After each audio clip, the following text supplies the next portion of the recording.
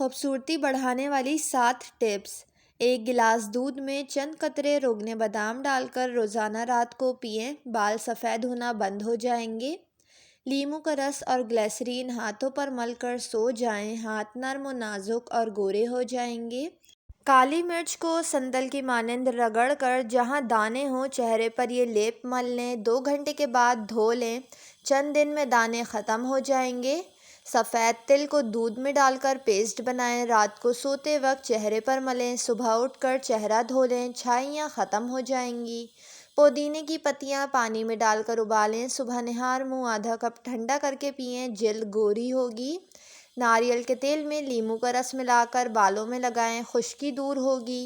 املی کے پانی سے بال دھوئیں، آملہ کا تیل بالوں میں لگائیں، بالوں کا جھڑنا، روکھا پن اور بال مضبوط ہوں گے۔ اگر آپ میرے چینل پر نئے ہیں تو چینل کو ضرور سبسکرائب کر لیں۔